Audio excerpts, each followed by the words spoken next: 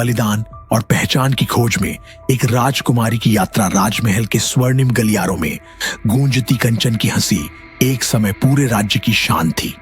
वही कंचन जिसे लोग अब तारावती के नाम से जानते थे, सौंदर्य की देवी, बुद्धि की प्रतीक और अपने पिता राजा चंद्रकेतु की आंखों का तारा।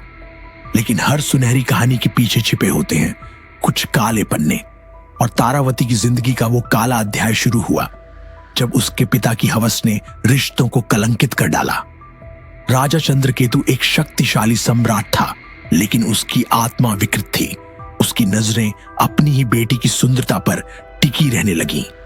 जब तारावती ने विवाह की इच्छा जताई तो उसने उसे बंदी बना लिया, अपने ही महल में अपनी ही छाया से डरने को मजबूर कर दिया। मैं तुझसे विवाह करूंगा ताकि तुझे कोई छू न सके। चंद्रकेतु की यह बात तारावती की आत्मा को झकझोर गई। वो कांपी, टूटी, पर झुकी नहीं। उस रात तारावती ने एक कठोर निर्णय लिया। उसने अपने लंबे बाल काट दिए, अपने चेहरे पर गर्म तेल गिराकर उसे जलाया ताकि वो रह ही न जाए जिसे देखने पर किसी की नीयत डगमगाए। अब मैं वो नहीं रही जो कभी थी, अब मैं एक अभिशाप हूं।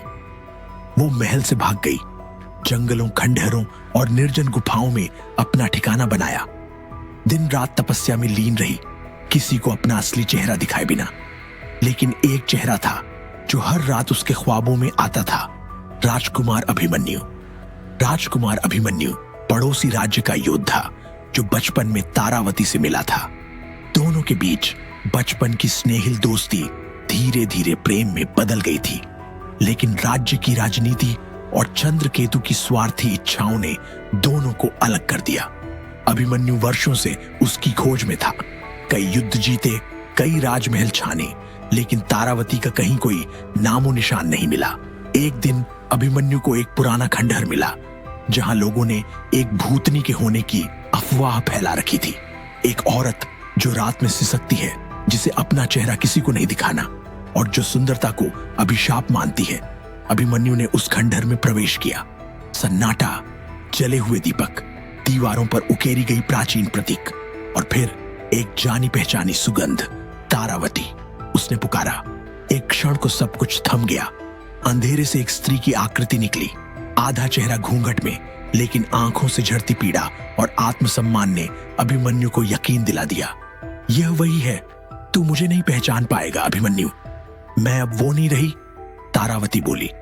आवाज में दर्द की एक नदी थी। मैंने तुझे तेरे रूप से नहीं, तेरी आत्मा से चाहा था, अभिमन्यु ने उत्तर दिया। तेरा चेहरा चाहे जो भी हो, मेरे लिए तू वही है, मेरी रानी। तारावती फूट फूट कर रो पड़ी। वर्षों का दुख, पीड़ा और आत्मग्लानि उसके आंसुओं में बह निकली। लेकिन उसके दिल में अभी भी डर था, कहीं फिर कोई उसे किसी का हथियार न बना दे। राजकुमार अभिमन्यु ने प्रण लिया कि वो न सिर्फ तारावती को सम्मान दिलाएगा, बल्कि उसके पिता के पापों का अंत भी करेगा। अगले दिन अभिमन्यु ने अपने सैनिकों के साथ चंद्रकेतु के महल पर चढ़ाई की। प्रजा ने भी उसका साथ दिया, क्योंकि वो वर्षों से चंद्रकेतु की क्रूरता से त्रस्त थी। चंद्रकेतु की हार हुई और उसके साथ उसका पाप भी मिटा। राजमहल में अब एक नई रानी का राज्याभिषेक हुआ, राजकुमारी तारावती, जिसने अपने चेहरे पर घावों को नहीं बल्कि हिम्मत का ताज पहना। वो रानी बनी, लेकिन उससे पहले वो एक महिला बनी जिसने अपनी इज्जत, अस्तित्व और आत्मा के लिए लड़ाई लड़ी और जीत हासिल की।